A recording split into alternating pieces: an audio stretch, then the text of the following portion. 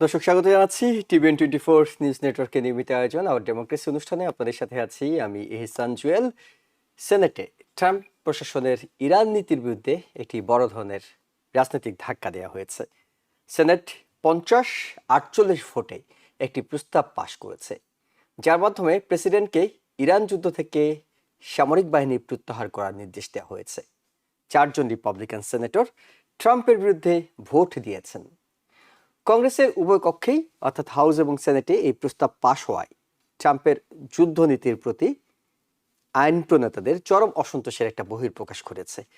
এই প্রস্তাবটি এটি কনকারেন্ট রেজলিউশন বলা হচ্ছে, অর্থাৎ এটির মানে হলো প্রেসিডেন্টের স্বাক্ষরের জন্য এটি যাবে না এবং এটার কোনো আইনি বাধ্যকতা বা কার্যকারিতা নেই। কিন্তু এটি এতটাই গুরুত্বপূর্ণ যে প্রেসিডেন্ট ট্রাম্পের কাছে এখন স্পষ্ট করে একটা বার্তা দেয়া হয়েছে। রিপাবলিকানদের অনেকেও এই যুদ্ধটি পছন্দ করছে না এবং এই যুদ্ধ থেকে প্রেসিডেন্টকে সরে আসতে হবে। যদিও এটি আইনিভাবে তাকে বাধ্য করতে পারবে না, কিন্তু একটা নৈতিক জায়গায় একটা বাউন্ডারি সেট করে দিল। এবং একই সাথে আরেকটি বিষয় গুরুত্ব পাচ্ছে, সেটি হলো যে শান্তি প্রক্রিয়াটা শুরু হয়েছে, অর্থাৎ গত সপ্তাহে আমেরিকা এবং ইরানের মধ্যে যে একটি সমঝোতা স্মারক স্বাক্ষর করা হয়েছে, সেটি প্রকাশের পর ট্রাম্প প্রশাসন এখন এসে যে দাবিগুলো করছে যে ইরান আলোচনা বড় ধরনের ছাড় দিয়েছে। তবে সমস্যা হলো এই যে প্রেসিডেন্ট দাবিটি করছেন এটির কোনোটি সমঝোতা স্মারকে উল্লেখ করা নেই এবং ইরানের সরকার বলছে এইসব দাবি সরাসরি তারা অস্বীকার করে দিচ্ছে। এর ফলে যে সমস্যাটি তৈরি হচ্ছে সেটি হলো চুক্তির প্রকৃত সত্যতা নিয়ে একটি বড় ধরনের বিশ্বাসযোগ্যতার সংকট তৈরি হয়েছে, যেটি শান্তি প্রক্রিয়া এগিয়ে নেওয়ার জন্য অনেক বেশি গুরুত্বপূর্ণ। কোন কোন বিষয়গুলো নিয়ে বিতর্ক হচ্ছে? বিতর্কটা হচ্ছে মূলত 3টি বিষয় নিয়ে। এক, পরমাণু পরিদর্শন। প্রেসিডেন্ট ট্রাম্প এবং ভাইস প্রেসিডেন্ট জেডি ভেন্স দুজনে দাবি করছেন ইরান চিরতরে সর্বোচ্চ স্তরের পরমাণু পরিদর্শন এবং আন্তর্জাতিক পরমাণু শক্তি সংস্থার পরিদর্শকদেরকে তাদের দেশের ভিতরে প্রবেশাধিকার দিতে রাজি হয়েছে। কিন্তু ইরান এই দাবি প্রত্যাখ্যান করে বলছে নতুন কোনো প্রতিশ্রুতি দেওয়া হয়নি এবং আগের নিয়মেই কাজ চলবে। 2, অবরুদ্ধ অর্থ দিয়ে মার্কিন পণ্য কেনা। ট্রাম্পের দাবি চুক্তির অংশ হিসেবে ইরানকে যে বিলিয়ন বিলিয়ন ডলার সম্পদ আনফ্রিজ করা হবে তা দিয়ে তারা আমেরিকার কৃষি পণ্য এবং ওষুধ কিনতে বাধ্য থাকবে এবং এটি মনিটর করবে আমেরিকা, কাতার। কিন্তু জাতিসংঘে ইরানের রাষ্ট্রদূত স্পষ্ট করে জানিয়েছেন যে নিজেদের অর্থ আমরা কিভাবে ব্যবহার করব এটি সম্পূর্ণ আমাদের নিজস্ব সিদ্ধান্ত, অন্য কোনো দেশের হস্তক্ষেপ এখানে করার সুযোগ নেই। এবং 3 নম্বর যে বিষয়টি নিয়ে সবচেয়ে বেশি জটিলতা তৈরি হতে যাচ্ছে সেটি হলো হরমুজ প্রণালী পারাপার। সমঝোতা স্মারকে স্পষ্ট বলা আছে হরমুজ প্রণালী নিয়ে জাহাজ চলাচল মাত্র 60 দিনের জন্য করমুক্ত থাকবে কিংবা টোল ফ্রি থাকবে। ট্রাম্প এটি দাবি করেছেন যে এটি স্থায়ীভাবে টোল ফ্রি থাকবে, কিন্তু ইরান এটি ব্যবহারের জন্য ফি কর আদায়ের পরিকল্পনা এর মধ্যে শুরু করে দিয়েছে। এই 3টি বিষয় নিয়ে অস্পষ্টতা রয়েছে। সবশেষ যে বিষয়টি নিয়ে আমরা আলোচনা করব সেটি হলো নিউ ইয়র্ক স্টেটে ডেমোক্রেটিক প্রাইমারি অনুষ্ঠিত হচ্ছে। মাত্র 6 মাস আগে নিউ ইয়র্কের মেয়র হিসেবে দায়িত্ব নেওয়া ডেমোক্রেটিক সোশ্যালিস্ট জোরান মামদানি তিনি এই নির্বাচনে 3টি কংগ্রেশনাল ডিস্ট্রিক্টে প্রগতিশীল অর্থাৎ সোশ্যালিস্ট প্রার্থীদের সমর্থন দিয়েছেন এবং এর মধ্যে 2টি আসন বর্তমানে যে কংগ্রেসম্যান আছে তার বিরুদ্ধে তিনি প্রার্থী দাঁড় করেছেন। মামদানির এবং বার্নি স্যান্ডার্স অর্থাৎ তার রাজনৈতিক গুরু তারা মনে করছেন যে ডেমোক্রেটিক পার্টির মধ্যে পরিবর্তন আসা দরকার এবং মধ্যপন্থী ধারার পরিবর্তন করার জন্য তারা তাদের প্রার্থীগুলো সামনের দিনে কাজ করবে এবং 2028 সালের নির্বাচনে এটি একটা আদর্শিক লড়াইয়ের সূচনা হিসেবে তারা দেখছেন। কিন্তু প্রশ্ন হলো মামদানি যে পরিবর্তনটা চাইছেন সেটি তার দলের ভিতরকার পরিবর্তন এবং এটির বিরোধিতা করছেন অনেক হেভিওয়েট লিডাররা, বিশেষ করে হাউস মাইনরিটি লিডার হাকিম জেফ্রিজের সঙ্গে তার এই ইস্যুতে দ্বন্দ্বটা একেবারে প্রকাশ্য এসেছে। আজকে নির্বাচনের পর আসলে বোঝা যাবে নিউ ইয়র্কের ভবিষ্যৎ ডেমোক্রেটিক রাজনীতি কে নিয়ন্ত্রণ করবেন, জোরান মামদানি ওর হাকিম জেফ্রিজ। প্রশ্নগুলো উত্তর খুঁজবো আমরা।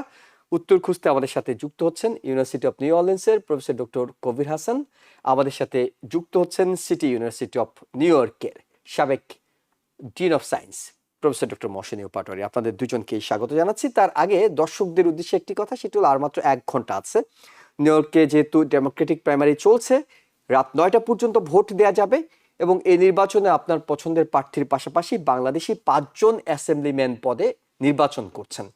আমরা অনুরোধ করব কেউ যদি ডেমোক্রেটিক রেজিস্টার্ড ভোটার হয়ে থাকেন, আপনি যদি এখনো ভোট দিয়ে না থাকেন, আপনি আমাদের অনুষ্ঠানটি পরবর্তীতে ইউটিউব ফেসবুকে দেখারও সুযোগ পাবেন।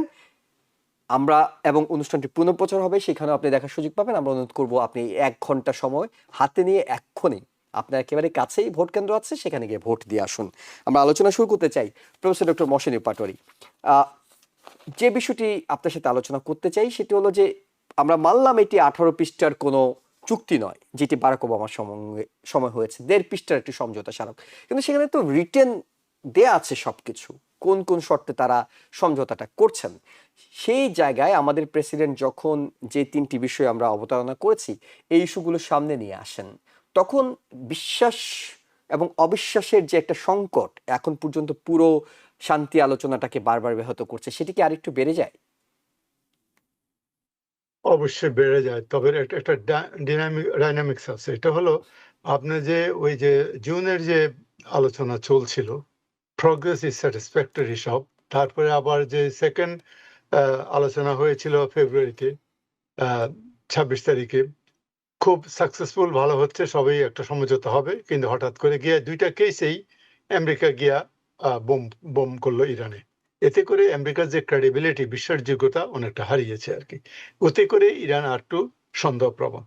কিন্তু যে জিনিসটা এখন বর্তমানে যেটা হচ্ছে, আমরা তো সবাই দেখছি যে 14 দফা নিয়ে আমরা গত সপ্তাহে আলাপ করেছি আর কি। 14টা দফা নিয়ে, হুম 14 দফা নিয়ে দুই পক্ষ সই করেছে।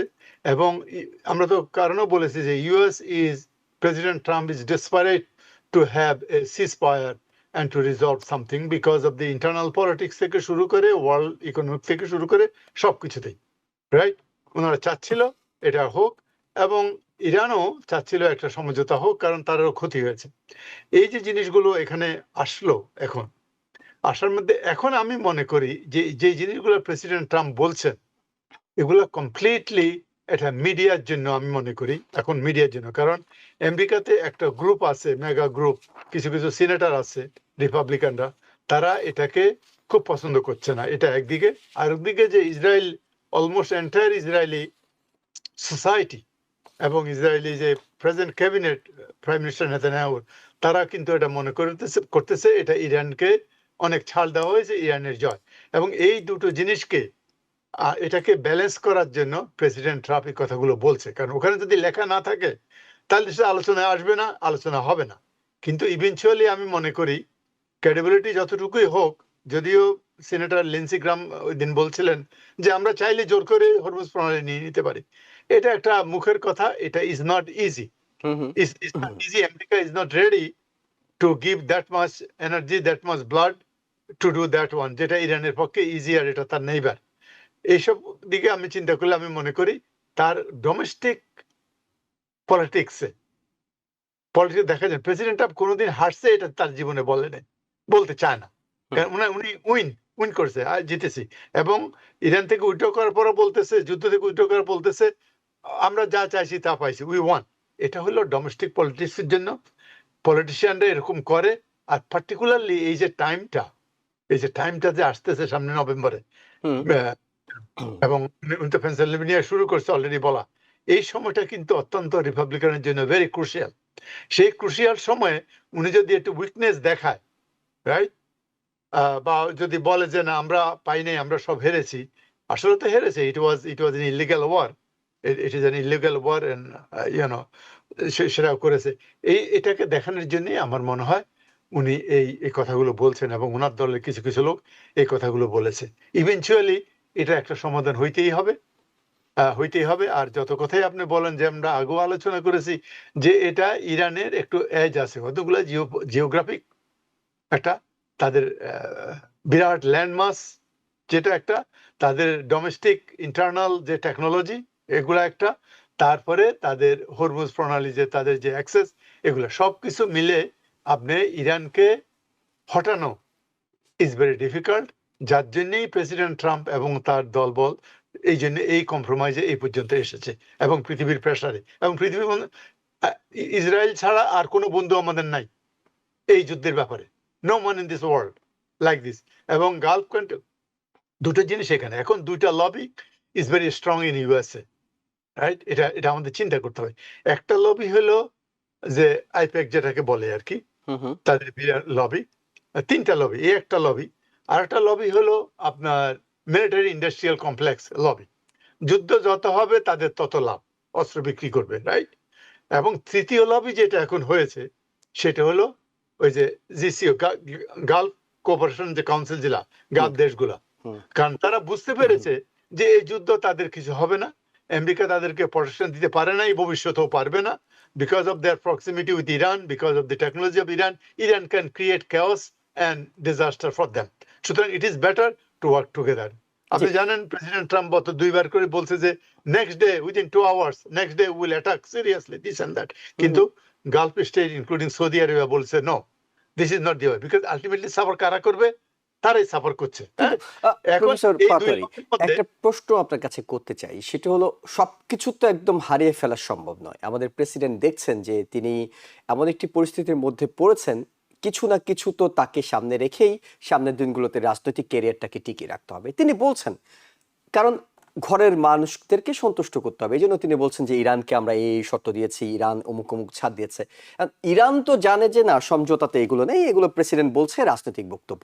এই জায়গায় ইরান কি একটু ইগো দেখাচ্ছে? মানে ইরানের কথাটা কি মানে তুমি মুখেও বলতে পারবে না, চুক্তিতে কি থাকলো সেটি তো ইন্টারনালি আলোচনা হচ্ছে, বাইরে এসে যদি কেউ একটু আহ মানে যেটা হ্যাডম বলি আর কি আমরা, সেটি দেখানোর চেষ্টা করছে, সেই জায়গাটাতে কি মানে ইরান ইগো কেন দেখাচ্ছে? ইরান এগুলো নিয়ে প্রতিক্রিয়া না জানিয়ে তারা যদি শান্তি আলোচনা কিংবা তাদের যে উদ্দেশ্য সাধন সেটি ইন্টারনালি করার চেষ্টা করে, সেটি কি বেটার ছিল না? না, বেটার হলো কি যে আপনি যদি একটা কথা আমার সম্পর্কে বলে যান যেটা হ্যাঁ, সত্য না, হ্যাঁ, আমি যদি চুপ করে থাকি, রাইট, হুম, মনোসম্মতির লক্ষণ। ওকে, চিন্তা করে দেখেন, আমাদের দেশের হুম, কথা বলে না হুম, যে আমি যদি চুপ করে থাকি, আমি যদি বলি যে না জুয়েল, আপনি এটা বলছেন এটা ঠিক না, ওকে, তাহলে আপনি আমার মতো ওটা জানতে পারলেন। কিন্তু আমি যদি চুপ করে থাকি, হ্যাঁ জুয়েল ঠিকই তো বলেছে আর কি। তো আমি যে তিনটা লবিং গ্রুপের কথা বললাম, হুম, মিলিটারি ইন্ডাস্ট্রিয়াল কমপ্লেক্স যে লবিংটা, হুম, হুম, সেই লবিংটা এখন কোয়াইট, কারণ হলো তাদের যা কাজ পাওয়া দরকার কাজ হয়ে গেছে, হুম, রাইট? আমাদের যে আর্মস এগুলো ডিপ্লিশন হয়েছে, তারা এখন শুধু আগামী 5 বছর শুধু অস্ত্র বানাবে, তারা ওকে, টাকা বানাবে, তাদের আর অসুবিধা নেই। এখন সমস্যাটা দুই লবিতে এসে পড়ছে, একটা লবি হলো AIPAC lobby, pro Israeli lobby, আর একটা লবি হলো গালফ লবি। হুম, হুম, ইরানের কিন্তু এখন আর লবিং দরকার নাই, কারণ ইউরোপিয়ানরা যা করতেছে, এশিয়ানরা যা করতেছে, সবাই তাদের নিজেদের স্বার্থে করতেছে, রাইট? তারা ওকে, ইরান যে লাভ করে তা না, হুম, তাদের ইকোনমিক রিজনে তারা করতেছে। এই দুইটা লবিং এর মধ্যে প্রেসিডেন্ট ট্রাম্প, নেক্সট ইলেকশনটা আসতেছে, এই নেক্সট ইলেকশনে তার মধ্যে তো একটা স্ট্রং পজিশন নিছে। আমেরিকার ইতিহাসে কোন আমেরিকান প্রেসিডেন্ট, আমেরিকান গভর্নমেন্ট এই ধরনের স্ট্রং নেয় নাই, হ্যাঁ? যে হুম, কথাটা উনি বলল যে আমি না থাকলে, without my support there is no Israel, very serious talk কিন্তু করেছে, সে কথা বলেছে। সুতরাং হ্যাঁ, আমি মনে করি যে উনি যেহেতু এই কথাগুলো বলতেছে, আপনি বলতেছেন যে ইন্টারনাল পলিটিক্স এর জন্য, ইন্টারনাল কনস্টিটিউন্সি করার জন্য, যে আগামী ইলেকশনে আসবে তাদেরকে বুঝতে হবে যে আমেরিকা হেরে নাই, হুম, আমেরিকা জিতেছে। সেই জিনিসটা এটাকে প্রজেক্ট করার চেষ্টা করতেছে, ওকে, আর এবং ক্রিটিকদেরকে একটু বলতেছে যে তার ক্রিটিকদেরকে যে না আমরা এটা রাজি হয়নি। আমি মনে করি ইরান যা করতেছে ইরান ঠিক করতেছে। যে অ্যানালজিটা আমি আপনাকে দিলাম, ওরা জি, যদি চুপচাপ থাকে বলবে যে ওরা তো কিছু বলে না, এরা ঠিকই ওকে, আছে, মানে রাইট? একটা প্রেশার তৈরি করার চেষ্টা হচ্ছে, তারা পাল্টা রিয়েকশন দেখিয়ে সেই প্রেশারটা রিলিজ করে দিচ্ছে যে না, আমরা এই ধরনের বিষয় আসেনি। আমি একটু প্রফেসর ডক্টর কবির হাসান আপনার কাছে যাই, সেটা হলো যে আ- আমরা তো কেনাকাটার ক্ষেত্রে নগদ এবং বাকির একটা হিসেব রাখি। নগদে যে বিষয়টি এই চুক্তিতে সবচেয়ে ইম্পর্ট্যান্ট হিসেবে বিশ্বের সামনে আসবে সেটি হলো হরমুজ। বাকি ইরানের পারমাণবিক শক্তি এবং তাদের পরিদর্শন এবং অন্য যে ইস্যুগুলো তাদের আনফ্রিজ করা যে অর্থ, সেগুলো আস্তে আস্তে করে যাবে। কিন্তু একেবারে কালকে সকালে পরশুদিন সকালে যে বিষয়টি গুরুত্বপূর্ণ সেটি হলো হরমুজ। এখন ইরান যদি মনে করে যে যুদ্ধের আগে এক ধরনের পরিস্থিতি ছিল, হরমুজ ফ্রি ছিল, এখন তারা সেখানে টোল বসাবে, তাহলে তো এটি পুরো বিশ্বের সব দেশ ইনক্লুডিং বাংলাদেশ থেকে শুরু করে সব দেশের জন্য একটা বাড়তি চাপ তৈরি করবে এবং এটা একটা আন্তর্জাতিক প্রণালী। সেই জায়গাতে আমাদের জেডি ভ্যান্স, মার্কো রুবিও যে কথাটি বলছিলেন, আমরা ছোট্ট একটা বক্তব্য তার এটা শুনেই তারপর আপনার কাছে প্রশ্নটি করছি। Well, that's the law. It's an international waterway. No country is allowed to charge tolls or fees on an international waterway. That's existing international law. That's the way it is in international waterways all over the world, and that's the way we expect it'll be here. So I don't think we have anybody to convince around here in that regard. I think all the countries in this region would agree with us. Doctor Kabir Hasan, বিষয়টি হলো আপনাকে আক্রমণ করা হয়েছে, আপনি Hormuz প্রণালী বন্ধ করে দিয়েছেন, একটা প্রতিরক্ষা ব্যবস্থা আপনি তৈরি করেছেন আপনার নিজেদের জন্য। কিন্তু যখন যুদ্ধ শেষ হয়ে যাবে, একটা চুক্তি হবে, সমঝোতা হবে, তখন যদি আপনি টোল বসানোর পরিকল্পনা করেন, এটি কি বিশ্বের সবাই মানবে? কেন মানবে? না দেখুন, আমি হরমোন প্রণালী বিষয়টা একটু স্পষ্ট করতে যাচ্ছি। প্রথমত এটা নিয়ে ডিসপিউট আছে যে আসলে হরমোজ প্রণালীটা কি ইন্টারন্যাশনাল ওয়াটারের মধ্যে না উইদিন দি টেরিটোরিয়াল ডোমেনের মধ্যে ইরানের। টেরিটোরিয়াল ডোমেনের মধ্যে যদি থাকে তাহলে ইরান তো যা ইচ্ছা তাই করতে পারে, সে টোল বসাতে পারে। কিন্তু সবচেয়ে বড় কথা হলো যুদ্ধের আগে তো হরমোজ প্রণালী ফ্রি ছিল, হুম হুম। এবং আজকে অবস্থা আমরা কেন আসলাম, তাই না? আমেরিকা এবং ইসরায়েলে ইরানের 30% ইনফ্রাস্ট্রাকচার তাদের অর্থনীতি ধ্বংস করেছে। ওরা যদি লেজিটিমেট বলে ঠিক আছে আমাদের সেটা পোষাতে পারতেও, যদিও 300 বিলিয়নের যে একটা প্রস্তাব আছে, এটা কে পয়সা দিবে, কিভাবে হবে, এটা এখনো আমরা শিওর না। একটা সুন্দর কলাম লিখেছেন হাসান ফারদৌস, আমাদের আপনাদের নিয়মিত প্যানেলিস্ট, প্রথম আলোতে, যে ইরান দিয়েছে 12টা গোল আর সৌদি আরব, সরি, আমেরিকা দিয়েছে 2টা গোল। যে 14টা পয়েন্টের উপর যিনি আলাপটা করলেন আর কি, সেখানে মানে যে কথাটা একটু আগে প্রফেসর মহসিন পাতর সাহেব সুন্দর করে বলেছেন যে এখানে অনেক পলিটিক্স জড়িত, সবকিছু জড়িয়ে আছে, ইগোর ব্যাপার আছে বোধ প্রেসিডেন্ট ডোনাল্ড ট্রাম্প। সেটা কখনো মনে করে না সে হেরেছে, সে তো হেরে বসে আছে, তারপর অস্বীকার করছে 14টা যেই মেমোরেন্ডাম আন্ডারস্ট্যান্ডিং পয়েন্ট গুলো আছে সেগুলো সে রীতিমতো অস্বীকার করছে। সেখানে বিশ্বাস অবিশ্বাসের দোলাল তো আছেই। পুরো গত 120 দিন যে যুদ্ধের সময় আমেরিকা কথা যে কখনো কথা রক্ষা করেনি, তাহলে ইরানকে তো আমেরিকা বিশ্বাস করার কোনো কারণই দেখছি না। কিন্তু হরমুজ প্রণালীর ব্যাপারটা আলটিমেটলি যেটা হবে, বারবার বলছে 60 ডেজে ওরা কোনো টোল নেবে না, কিন্তু তারপরে এটা নির্ভর করবে ইরান এবং হরমুজের প্রতি। আমি যদি একটা ফিউচারিস্টিক একটা মানে প্রেডিকশন করি, আলটিমেটলি ইরান কিন্তু এই ওয়াটারওয়ে কন্ট্রোল করবে। হ্যাঁ, এখন আপনি বলতে পারেন এটা তো করলে টোল আরোপ করে, টোল আরোপ করলে যে $1 পার ব্যারেল কি জানি একটা সমীকরণ আছে, বাট এনিওয়ে ওরা একটা প্রাইসিং ঠিক করবে। সেই প্রাইসিংটা তখন ব্যবসার মানে কস্ট সেন্টারে যাবে, আলটিমেটলি সবাই এটা অ্যাডজাস্ট হবে। কিন্তু আপনি যদি একটু বলেন যে এটা কি ঠিক হবে, এটা আলটিমেটলি ইরানের উপরে। কারণ মেইন প্রশ্ন হচ্ছে ইরান বলতেছে, এবং এটা আমি যাচাই করে দেখিনি, মহসিন পটাশ করছেন কিনা জানি না, এটা ইরানের ভূখণ্ডের মধ্যে যদি থাকে হরমুজ প্রণালী, ইরান এবং ওমান দুজন মিলে সেটা ঠিক করবে। এবং এতে অবশ্যই আমাদের মানে উপমহাদেশে আমাদের নিজের দেশ বাংলাদেশ সবাই কিন্তু এটার সাফারিং হবে। কারণ তেলের দাম বাড়লে আলটিমেটলি ওদের গভর্নমেন্ট গুলো এই পয়সা দিতে হবে। শুধু তেলের দাম বাড়লেই তো হয় না, এটার সাথে অনেক কিছু জড়িত। এগুলো নিয়ে অনেকবার আপনার আহ আহ অনুষ্ঠানে আলাপ হয়েছে। কিন্তু এখানে জি। আরেকটা ব্যাপার হুম কিন্তু হুম। আপনি খেয়াল করেছেন কিনা জানি না, ইউএনএ কিন্তু ইনভলভ হয়ে গেছে। আপনি হ্যাঁ। যে ইউরাগুলো পাঠিয়েছেন, জি। যে এখন হরমুজ প্রণালীতে এখন আটকে থাকা যারা নাবিক আছে 11,000 নাবিক নাকি, এটা হুম। মানবিক একটা দিক এসে চলে এসেছে, এটা লেবার ইস্যু হিসেবে চলে এসেছে।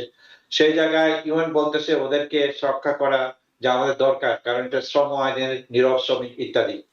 এখন আমাদের একটা আসলে ফিউচারিস্টিক থিঙ্কিং করা দরকার। ভবিষ্যতের অর্থনীতি কয়েকটি চেক পয়েন্টের উপর নির্ভরশীল, এবং হরমুজ প্রণালীকে আমাদের দেখিয়ে দিল হরমুজ, বাব আল মান্দেজ, সুয়েজ, মালাক্কা প্রণালী, যেটা মালয়েশিয়া এখানে আছে, আমাদের প্রধানমন্ত্রী এইমাত্র মালয়েশিয়া ভ্রমণ করে আসলেন। এসব রুটের সংঘাত হলে শুধু শক্তিধর রাষ্ট্র নয়, দুর্বল রাষ্ট্রগুলো বেশি আরো বেশি এফেক্টেড হয়। আপনি জানেন যে 20% যে তেল ওখান দিয়ে যাচ্ছে, হুম এটা কিন্তু আমেরিকা আসতেছে না বা ইউরোপে আসতেছে না, এগুলো যাচ্ছে কিন্তু মানে উন্নয়নশীল দেশের মধ্যে। সেখানে কিন্তু যারা আমদানি নির্ভর অর্থনীতি দারুণ ভাবে মানে ক্ষতিগ্রস্ত হচ্ছে। এখানে যে জিনিসটা হবে, কি শিক্ষা আমরা নিচ্ছি আসলে, মানে জ্বালানি আমদানি নির্ভর অর্থনীতি হিসাবে, মানে আমাদের যারা যারা উন্নয়নশীল দেশে তাদের মোকাবেলার সক্ষমতা বাড়াতে হবে, এবং স্বল্প মেয়াদী আমদানি ব্যবস্থার উপর নির্ভর না করে যে অল্টারনেটিভ যে সোর্স গুলো আছে এগুলো সামনে চলে আসবে। এই ইরাক যুদ্ধের কারণে, হরমুজের কারণে, এবং ফাইনালি যে উন্নয়নশীল দেশগুলো তাদের নিজস্ব যে তেল আছে, যেমন মালয়েশিয়ার এক্সাম্পল দিতে পারি, আমাদের দেশে অনেক তেলের ব্যবস্থা আছে, তখন ডোমেস্টিক এক্সট্রাক্ট গুলো বাড়বে। এগুলো আস্তে আস্তে এই সমস্ত ইন্টারন্যাশনাল চোখ পয়েন্ট থেকে আমাদের দূরে থাকতে হবে। এখন সবচেয়ে বড় বিষয় হলো যে ভূ রাজনীতি এখন অর্থনীতির বাইরে নয় আসলে। আগে আমরা ভাবতাম যুদ্ধ মানে সামরিক সংঘাত আর অর্থনীতি মানে বাজার। এখন যুদ্ধ বাজার, মুদ্রাস্ফীতি, খাদ্য নিরাপত্তা, জ্বালানি নিরাপত্তা এবং শিপিং রাউট সব একে অপরের সঙ্গে যুক্ত। তাই কোনো রাষ্ট্র যদি বলে আমরা দূরে আছি, আমাদের কিছু হবে না, এটা বাস্তবসম্মত নয়। এবং এই জন্য আমাদের ইউনাইটেড ডিসিশন চেয়ে আমাদের একটা গ্রুপ বেস ডিসিশন, যেটা ইউনাইটেড নেশনস এর মধ্যে যুদ্ধ কোথায় হবে, অথবা আপনি যদি আমেরিকার ভিতরে দেখেন, আপনার সেগমেন্টে যেটা পাটোয়ারি সাহেব বলেছেন যে আমেরিকার রাজনীতির ভিতরে যে সিনেট অলরেডি এটা পাস হয়েছে, নট বাইন্ডিং, জি তারা কিন্তু এই মেসেজ জি, আমি দিচ্ছে সেখানে যে আসবো। গভর্নমেন্ট। একটা প্রশ্ন আপনার কাছে করি ডক্টর কফি হাসান, মানে আতঙ্কের জায়গা কিংবা আশঙ্কার জায়গাটা যদি আপনার সাথে একটু আলোচনা করি। মানে ইরান তো এমন একটা অস্ত্র এখন পেয়ে গেল, হরমুজ। তারা জানে যে আমার আজকে মন মেজাজ খারাপ, মেজাজটা খুব গরম আছে, দিলাম হরমুজ বন্ধ করে, আমার অমুক কথা মানা হচ্ছে না, পুরো বিশ্ব তো একটা মানে আতঙ্কের মধ্যে পড়ে যাচ্ছে এখন। এইভাবে কি আসলে ইরানের হাতে এমন একটি প্রণালী ছেড়ে দেওয়া উচিত যেখানে পুরো বিশ্বের 20% তেল যাবে, পুরো বিশ্ব অর্থনীতিকে তারা ব্ল্যাকমেইল করতে পারবে? এটি কি পুরোপুরি ইরানের হাতে ছেড়ে দেওয়া উচিত, কিংবা ইরান কি সামনের দিনে পৃথিবীর অর্থনীতিকে এই হরমুজ দিয়ে ব্ল্যাকমেইল করার কোনো চেষ্টা করবে কিনা? ডেফিনেটলি করতে পারে। এখন কথা হলো যে ইরানকে আপনি শান্তিতে থাকতে দিবেন না। 40 বছরের স্বপ্ন নেতানিয়াহুর, সেই 40 বছরের স্বপ্নের সাথে হাত মিলিয়েছেন। একসাথে সমস্ত by any means super power, দুইটা রিজিওনাল সুপার পাওয়ার ইসরায়েল এবং পৃথিবীর সুপার পাওয়ার আমেরিকা একসাথে আক্রমণ করেছেন। এবং আক্রমণ করছে সেই সময় যখন বলছেন যে আমরা সময় দিচ্ছি, কথা বলার মাঝে মাঝে আপনারা যখন দেশকে আক্রমণ করছেন, সেই জায়গায় ইরান তো সেই গেম প্লে করলে আপনি তাকে দোষযোগ করবেন। কিন্তু যদি আপনি আমাকে বলেন যে ইরান কি সেটা করবে কিনা, হুম হুম আমার মনে হয় না। ইরান আমার মনে একটা প্রেডিক্টেবল, তারা হরমুজ প্রণালী ইউজ করবে তাদের সুয়েজ ক্যানেলের মতো, তারা ওখান থেকে র্যাঙ্ক এক্সট্রাক্ট করবে তাদের নিজস্ব প্রয়োজনে। কারণ $300 বিলিয়ন একটা এস্টিমেট দেওয়া হয়েছে। আমার মনে হয় আমেরিকান ট্যাক্সপেয়ার রেডি না ওই $300 বিলিয়ন দেওয়ার জন্য। আর জিসিসি কান্ট্রিগুলো অলরেডি পুর হয়ে গেছে already। ওদের কিন্তু ইকোনমি সাংঘাতিক, বা nobody talks about their economy suffered significantly. তাদেরও সেই পয়সা নাই যে আরেকজনের দোষের জন্য আমি পয়সা দিয়ে যাব। সুতরাং ইরান করবে, কিন্তু ইরান যদি আবার এইভাবে আঘাতপ্রাপ্ত হয় তাহলে ইরান সেটা ইউজ করবে। শুধু এইটা না, বাবার মানদেব, হুম তারপরে অন্যান্য যে রাউট গুলোতে ইরানের ইনফ্লুয়েন্স আছে প্রক্সির মধ্যে, সেটা তারা করে যাবে। আমি এটা মানে মানে আমি, আপনি যে প্রশ্নটা করলেন আমি প্রশ্ন উত্তর বলবো হ্যাঁ সেটা ইউজ করতে পারে। জি, ধন্যবাদ আপনাকে। আমরা একটু প্রফেসর ডক্টর মহসিন পাটোয়ারি আপনার কাছে যাই। এই প্রশ্নটির সাথে যদি আপনি যুক্ত করেন, মানে করবে কিনা ইরান, এটি করবে কিনা, তারপর আপনার ছোট্ট করে, তারপর আপনার কাছে মূল আমি বিষয় আমি আছে। ম- আমি- আ- আমার ধারণা, আমি মনে করি বেসড অন হিস্ট্রি, ইরানের বিহেভিয়ার দেখে আমার মনে হয় Iran Iranian government and policy makers তারা হলো রেশনাল থিঙ্কার। আচ্ছা। আপনি দেখেন ওরা কোনো দেশকে অ্যাটাক করেছে কিনা, করে নাই। এই যে তাদের জন্য যে এই পরিস্থিতিটা তৈরি করেছে, কিন্তু ওদের বাঁচা মরার একটা ব্যাপার, রাইট? সেই বাঁচা মরার ব্যাপারে, এবং তারা অফকোর্স তাদের এনার্জাইজ হয়েছে। যে উনি প্রফেসর সাহেব যে বললেন যে টু মোস্ট পাওয়ারফুল তাদেরকে কাবু করতে পারে নাই, করতে তো ততটুকু পারে নাই, হুম সারেন্ডার করে নাই, হুম যেটা চাইছে সেটা করতে পারে নাই, ওটাই তাদের জন্য বিজয়, রাইট?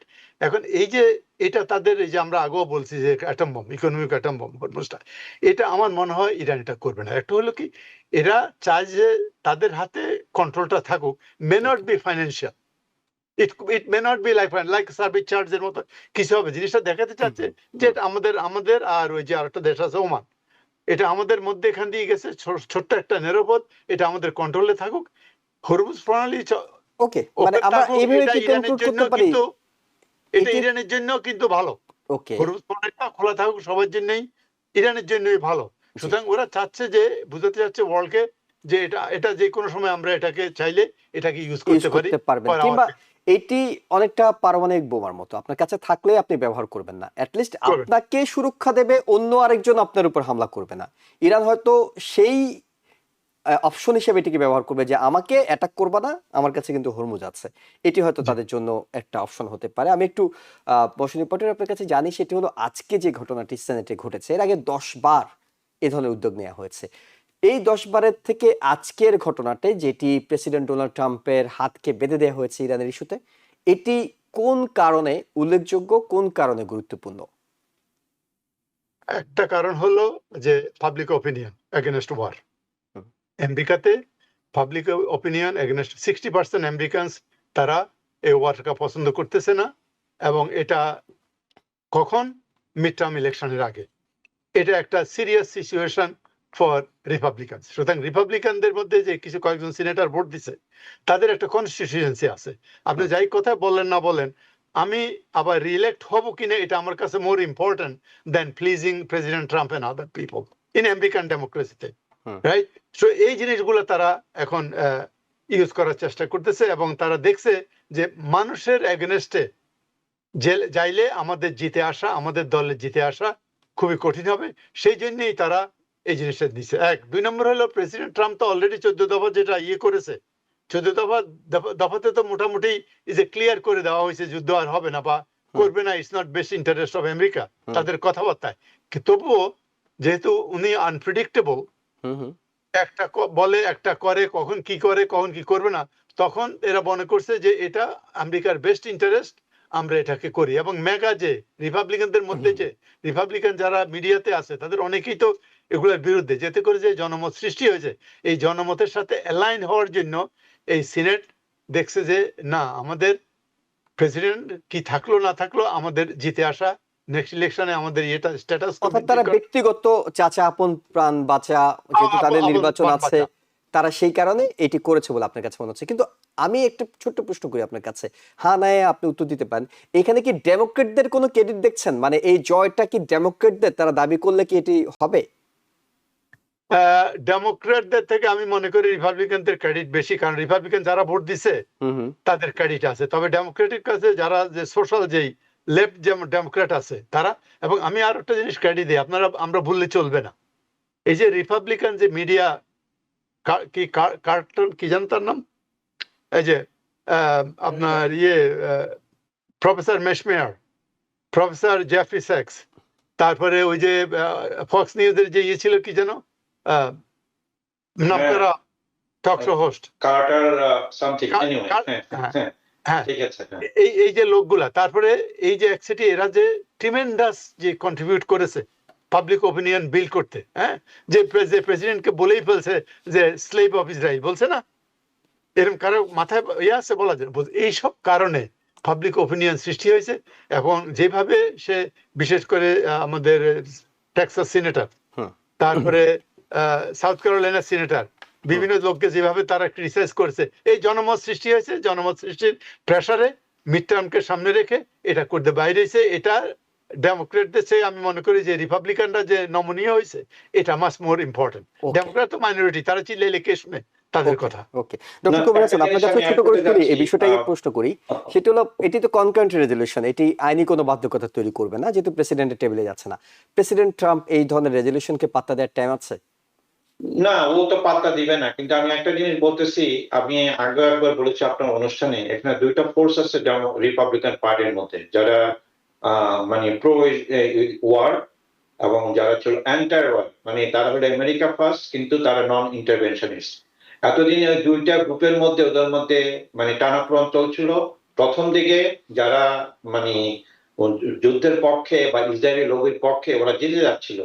যেহেতু পাটোয়ারি সাহেব বলেছেন যে জনমত আস্তে আস্তে যুদ্ধের বিরুদ্ধে যাচ্ছে, এবং সেই জন্য এখন এই জিনিসটা শিফট করেছে। কারণ এটা কিন্তু প্রথমবার না, এটা তার আগে 2-3 বার বোধহয় ওরা ট্রাই করেছিল সিনেটে, ওরা কিন্তু প্রতিবারই পারেনি, কিন্তু এবারই জিতেছে। সিম্বলিক হলো একটা মেসেজ দেওয়া ডোনাল্ড ট্রাম্পকে যে তুমি একভাবে যুদ্ধ ঘোষণা করতে পারো না।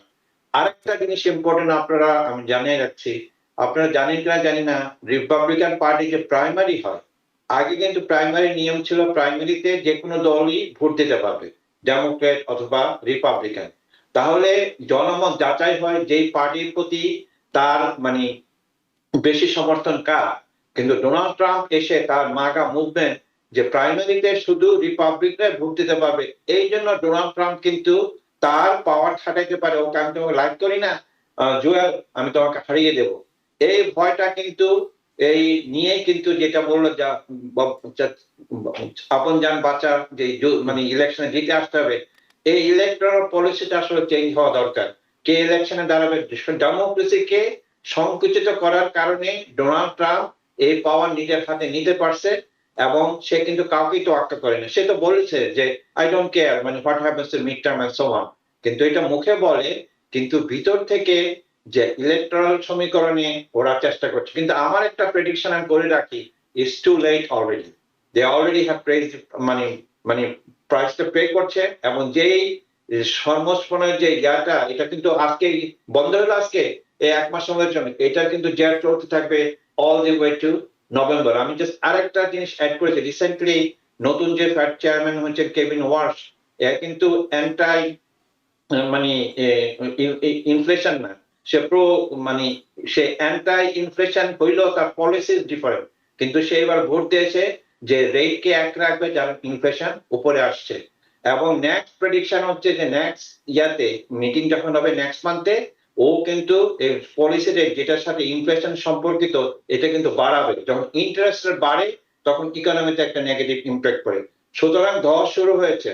এবং আমি কিন্তু পুরোপুরি একমত যে শুধু ডেমোক্রেটিক ল্যাড কিন্তু রেভলিউশন হয়নি, এটা কিন্তু মোর সো কম্বাইন।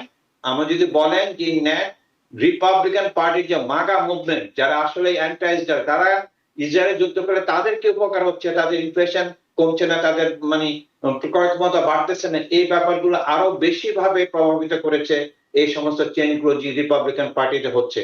এবং আজকের একটা মেসেজ 1 ঘন্টা পরে জানতে পারবো এটা কি কালেকটিভলি হচ্ছে রিপাবলিকান ডেমোক্রেট, না এটা শুধু রিপাবলিকান মধ্যে হচ্ছে। জি। আমার মনে হয় এটা যে কালেকটিভ আমেরিকান জনগণ ফাইনালি দাঁড়িয়েছে যে না, আমরা কার জন্য যুদ্ধ করব, টাকার কালসন, যে কথাটা বললেন লোকটার নাম আমরা টাকার একটু কালসন। ছোট্ট করে একটা বিরতি কালসন নিয়ে আসি ডক্টর কবির, তারপর আপনার কাছে শুনছি এই বিষয়টি। দর্শক আমাদের সঙ্গে থাকুন।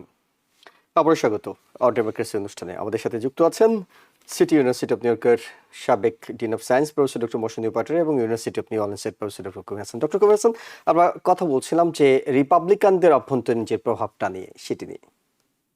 হ্যাঁ, আমি আসলে যে কথাটা বলছিলাম যে আমেরিকান ইলেকট্রাল ডেমোক্রেসিতে একটা ফ্ল আছে, এবং ফ্লটা দূর করা open primary versus close primary. Open primary যদি হয় তাহলে আসলে একটা জনমত থাকে, এটার ভালো দিক আছে খারাপ দিক আছে। কিন্তু ডোনাল্ড ট্রাম্পের মতো প্রেসিডেন্ট যদি আসে, ক্লোজ প্রাইমারি ইজ ডেঞ্জারাস, কারণ সে প্রাইমারিকে ইউজ করে কাউকে মানে থ্রেট করার জন্য। তো প্রেসিডেন্ট ট্রাম্পকে যদি লেজিটিমেটলি রেশনালিস্টিক থিঙ্কিং কোন সিনেটর অথবা কংগ্রেসম্যান যদি অপোজ করতে চায়, সে করতে পারছে না। এবং তখন কারণ ডোনাল্ড ট্রাম্প প্রাইমারি ভয় দিকে তাকে হারিয়ে দিচ্ছে, কারণ তার সাথে এখনো 25% যে মাগা মুভমেন্টের লোকজন আছে তার কন্ট্রোল আছে। কিন্তু আপনাকে মনে রাখতে হবে সেই মাগা মুভমেন্টের লোকজন কিন্তু ওয়ার্কিং ক্লাস সাদা যারা আছে, তারা কিন্তু ইসরায়েলের যুদ্ধের পক্ষে না, এবং সেটা কিন্তু চলে আসতেছে বিভিন্ন ধরনের পোলে, এবং সেই পোলটা কিন্তু রিফ্লেক্ট হচ্ছে। এবং যে সিনেটের যে ইয়াটা হলো 50 ভার্সেস 48, সেটা একটা রিফ্লেকশন। এখন এটা কি ডোনাল্ড ট্রাম্পকে চেঞ্জ করে দেবে? আমার মনে হয় না। আমার মনে হয় তার সাইকোলজিক্যাল কিছু সমস্যা, সে ইজ নার্সিস্টিক, তা তো ভাতিজি বলে সে সাইকোলজি, তার তো নার্সিস্টিক একটা টেন্ডেন্সি আছে। সে হেরেছে কথা সে বিশ্বাসই করতে চায় না। যে সমস্ত কথাবার্তা সে বলে বিভিন্ন জায়গায়, G7 কান্ট্রিতে গিয়ে বললো আই এম দি বস, এই ধরনের কথাবার্তা বলা। তারপরে ইটালির প্রাইম মিনিস্টার মেলোনিকে বললো সে আমার সাথে কথা বলতে চলতে সুযোগ দেয়নি। এই সমস্ত কথাবার্তা কিন্তু আমেরিকান প্রেসিডেন্সিয়াল না। আসলে কি এই দ্বিতীয়বার প্রেসিডেন্ট ডোনাল্ড ট্রাম্প এসে মানে মেক আমেরিকা গ্রেট না করে আসলে মেক আমেরিকা উইক করে দিয়েছে। আসলে যেটা আমরা লস করেছি, সে লস আর আগামী কয়েক জেনারেশন লাগবে এটা আবার রিবিল করতে। এই জিনিসটা আমার সবচেয়ে বড় পরাজয় মনে হচ্ছে। নট যুদ্ধ, সামরিক মানে সামরিক আস্থানা অথবা অর্থনৈতিক আস্থানা দূরের চেয়েও আমাদের যে আমেরিকান সফট পাওয়ারের জায়গাটাতে আমেরিকা দুর্বল হয়ে যাচ্ছে বলে আপনি মনে করছেন। আমি একটু professor doctor Mousumi Patwari, primary নিয়ে কথা বলছিলেন ডক্টর কবির হাসান, আপনার কাছে আসি। নিউ ইয়র্কে আজকে প্রাইমারি চলছে আর 20 মিনিটের মতো ভোট দেওয়ার সুযোগ রয়েছে। মামদানি, তাকে দেখলাম তিনি যেমন মেইন স্ট্রিম ডেমোক্রেটদেরকে ধাক্কা দিয়ে নিজে মেয়র হয়েছেন, কিন্তু এমনিতে তো ডেমোক্রেটরা নানা সমস্যায় জর্জরিত, লিডার খুঁজে পাওয়া যাচ্ছে না, পুরনো ওল্ড অনেকেই আছেন তারা জায়গা ছাড়ছেন না। সে জায়গায় মামদানি এসে এইবারে প্রাইমারিতে তিনি যে পদক্ষেপটি নিয়েছেন, অর্থাৎ 3টি কমিশনার ডিস্ট্রিক্টে 2জন কংগ্রেসম্যান যারা এক্সিস্টিং আছেন তাদের বিপরীতে তিনি সোশ্যালিস্ট, একদম নতুন মুখ কাউকে কাউকে দাঁড় করে দিয়েছেন। এই মুহূর্তে কি এটি 2028 সালের জন্য একটা পূর্ব প্রস্তুতি হিসেবে আপনি দেখছেন যে এই ধারায় ডেমোক্রেট দল যেতে পারে, নাকি তাদের আভ্যন্তরীণ যে বিশৃঙ্খলা সেটিকে আরো বেশি লেজে গোবরে করা হবে? আমার মনে হয় রাজনীতিতে সবসময় যখন প্রথম অপরচুনিটি আসে সেই অপরচুনিটিটা নিতে হয়, কারণ অপেক্ষা করলে পলিটিক্যাল সিচুয়েশন কোন দিকে যাবে আপনি ঠিক জানেন না। সেই হিসাবে যে মামদানি যে এই ভূমিকাটা নিয়েছে এটা কিন্তু very highly contested in a sense. ধরেন আপনি ওই যে কংগ্রেশনাল ডিস্ট্রিক্ট 10 হুম। যেখানে আপনার ড্যান গোল্ডম্যান, হ্যাঁ। যিনি এখন এক্সিস্টিং বর্তমানে কংগ্রেসম্যান, রাইট, কংগ্রেসম্যান, থার্ড হ্যাঁ। টাইমে আসতেছে, তার বিরুদ্ধে দাঁড়িয়েছে যে আপনার ব্র্যাড ল্যান্ডার, রাইট, হুম। প্রাক্তন কন্ট্রোলার। হুম। এবং এই দুইজনের মধ্যে আপনার ব্র্যাড ল্যান্ডার এবং ওই দুজনের মধ্যে দুইজনেই কিন্তু এখন পয়েন্টটা হলো ইসরায়েলের সাপোর্টের ব্যাপারটা আছে। হুম। দুইজনে কিন্তু টু স্টেট ইয়ে করে, সলিউশন। সলিউশন চায়। দুইজনেই কিন্তু ওয়েস্ট ব্যাংকে যে এগুলো হচ্ছে যে অকুপেশন ইয়ে হতেছে, এগুলা দুজনের বিরুদ্ধে। হুম। কিন্তু এর মধ্যে একটা ফাঁক হলো এই যে ব্র্যাডল্যান্ডার আর মোর সোশ্যালিস্টিক, ওইখানে যে গাজাতে যে জেনোসাইড হয়েছে হুম। এটা ব্র্যাডল্যান্ডার বলে স্বীকার করে, কিন্তু আমাদের ডন গোল্ডম্যান এবং নিজে একজন জিউস, সে কিন্তু নিজে একজন জুইস। বোথ আর জুস, রাইট, বোথ আর জুস, কিন্তু ওটা স্বীকার করতেছে না। এবং ইসরায়েলে যে অস্ত্র দেওয়ার ব্যাপারে সবসময় উনি ভোট দিছে, কিন্তু ব্র্যাডল্যান্ডার বলছে দিবে না। ওই পজিশনটাই হইলো ওদের ডিফারেন্সটা, হুম। মোরালেস। হুম। ওই ডিফারেন্সটা নিয়ে এখন জিনিসটা হয়েছে কি, মামদানি একটা বিরাট স্টেক নিছে। স্টেক হলো এই, ব্র্যাডল্যান্ডার তো অনেকদিন থেকে, সে আগে সিটি কাউন্সিলর ছিল, হুম। তারপরে কন্ট্রোলার ছিল, কন্ট্রোলার। এখন আবার দাঁড়িয়েছে, এবং সে মেয়র পদে পরিচিত- প্রার্থী ছিল, সরিয়ে নিয়েছে পরে। সরিয়ে নিয়েছে, হুম। সে পরিচিত মুখ, রাইট। কিন্তু অপরদিকে ওই ভদ্রলোক উনি ছিল অ্যাটর্নি, ইয়ে ছিল, ইউএস অ্যাটর্নি ছিল, সেটা আছে। বাট উনি এটা খুব কোন দিকে অ্যাক্টিভ উনি ছিলেন, হয়েছে মানে কি, গোল্ডম্যান কিন্তু খুব সক্রিয় ট্রাম্পের নানা নীতির ব্যাপারে, খুব মানে হ্যাঁ হ্যাঁ, অ্যাক্টিভ। সে সক্রিয়। কিন্তু এখন এতে করে কি, ডেমোক্রেটিক পার্টির মধ্যে এস্টাবলিশমেন্ট যেটা, হুম। জেফরি ইয়ে আর কি, আমাদের হাকিম জেফরি, হুম। মাইনরিটি লিডার যে হুম। হাকিম জেফরি এবং গভর্নর ক্যাথি হোকল, এই দুজনের সমর্থন দিচ্ছে আপনার গোল্ডম্যানকে। আবার ইয়েকে আপনার মামদানি দিয়েছেন ব্র্যাডল্যান্ডার। ল্যান্ডারকে, মামদানি এবং আমাদের সিনেটর ইয়ে, আরে মামদানির ইয়ে আর কি, boss Bernie Sanders. Bernie Sanders, hmm. Which I like very much. তারা দুজন দিচ্ছে। এই নিয়ে তাদের মধ্যে ইন্টারনাল যে একটা, যে নিউ ইয়র্ককে কন্ট্রোল করা, মামদানি চাচ্ছে সেই যে কোয়ালিশনটা করছে অ্যান্ড্রু কুমার বিরুদ্ধে, রাইট, করে সে জিতে আসছে, সেই কোয়ালিশনটা ইউজ করে আপনার সোশ্যালিস্ট গ্রুপ অফ আমেরিকা, যেটা পার্টি যে আমেরিকা, ওদেরকে ইউনাইট করে হুম। এই একটা অপরচুনিটি। এখন সে চুপ করে থাকার ঠিক হবে না, সে চান্স পেয়েছে এটা করতে গিয়া। ওকে, ওদের মানে এটা তার জন্য অনেক বড় পরীক্ষা। ফেল করলে কিন্তু মানে তার যে একটা চান্স ছিল সেটা কেটে নেক্সট যাবে। ইলেকশনের জন্য কিন্তু এটা একটা ইয়ে হবে, এজ এ পয়েন্ট, যেটার জন্য সে যে যারা ইয়াং গ্রুপ যারা তাদেরকে ভোট দিয়েছে, হুম। সেই ইয়াং গ্রুপের এবং আজকে ইয়াংরা খুব কম কেন্দ্রে গিয়েছেন, এই কারণে একটা আশঙ্কা জায়গা দিচ্ছে। ডক্টর কবির আমি জাস্ট একটা জিনিস অ্যাড করতে যাচ্ছি প্রফেসর পাটোয়ারির সাথে। এটা শুধু আসলে গাজা ইস্যু না দুইজনের, আসলে এটা নীতিগত একটা ব্যাপারও আছে। হুম। এই যে শহরের রাজনীতিতে, শহরে যারা থাকে সেখানে affordability, rent housing, health care, wage, immigration, এবং এগুলো কিন্তু একটা বিরাট ফ্যাক্টর হিসাবে কাজ করে। এবং এইটা কিন্তু একটা পলিসিগত শিফট শুরু হয়েছে, যে জায়গায় হোগল এবং হাকিম তার এগেইনস্টে বার্নি স্যান্ডার্স সুতরাং এই যে পলিসিগত শিফটটা, এটা কি পজিটিভ রেজাল্ট আসবে না আনবে, সেটা একটা বড় প্রশ্ন। কিন্তু এখানে একটা জিনিস ঠিক রাখতে হবে, যে জিনিসটা ভুল করে যে ডেমোক্রেটিক সোশ্যালিস্টরা, তারা কিন্তু অনেকটা ইমোশনাল হয়েছে। তাদের আদর্শগত যদি নীতিগত এক্সিকিউশন প্ল্যান না থাকে, তাহলে সেটা কিন্তু বুমারাং হতে পারে। কিন্তু এইটা আমি মনে করি যে একটা নতুন ধারার রাজনীতি সৃষ্টি করবে, কারণ ইয়াঙ্গার জেনারেশন, জেন জি, জেন ওয়াই, তারা কিন্তু এই পরিবর্তনের পক্ষে, তারা কিন্তু ডেমোক্রেটিক সোশ্যালিস্টের পক্ষে আছে। এবং আমার মনে হয় এটা একটা নতুন ধরনের শিফট সৃষ্টি হবে আমেরিকান পলিটিক্সে। এবং এটা আসলে জানা যাবে মামদানি কতটা যে চেষ্টাটা করলেন বার্নি স্যান্ডার্সকে সাথে নিয়ে, এটি একেবারে মূল ডেমোক্রেট থেকে কতটা ধাক্কা দিতে পারবে। আমার কিছু কিছু বিশ্লেষণ বলছে কিংবা আজকে যে ভোট কেন্দ্রগুলো ঘুরে যেটি আমরা দেখলাম সেটা হলো যে মনে হয় না যে পুরোপুরি সাকসেস হবে, অর্থাৎ 3টি কংগ্রেশনাল ডিস্ট্রিক্টে তিনি সাকসেস হবেন না। উল্টো ইসরায়েলপন্থী যারা আছেন, যারা ইভেন ল্যাটিনো, তারাও অনেকে মামদানির নানা নীতির ব্যাপারে খেপছেন। যাই হোক, এটি আসলে ফলাফল পাওয়ার পরে জানা যাবে। আমাদেরকে অপেক্ষা করতে হচ্ছে। সময় আমাদের শেষ হয়ে গেছে আজকের আলোচনার জন্য। আপনাদের দুজনকে ধন্যবাদ জানাচ্ছি আপনাদের মূল্যবান মতামত এবং সময়ের জন্য, এবং দর্শকদেরকেও ধন্যবাদ জানাচ্ছি এতক্ষণ আমাদের সঙ্গে থাকার জন্য। আগামীকাল রাত 8টায় আবারও আমরা এই নির্বাচনের ফলাফল বিশ্লেষণ সহ নানা ইস্যু নিয়ে আপনাদের সাথে মুখোমুখি হব। আমাদের সঙ্গে থাকুন। টিভিএন 24 টেলিভিশন দেখতে আজই কল করুন 7187776556। লগ ইন করুন www.totalcablebd.com। নিউ ইয়র্ক থেকে সম্প্রচারিত টিভিএন 24 টেলিভিশন বিশ্বজুড়ে বাঙালির কণ্ঠস্বর।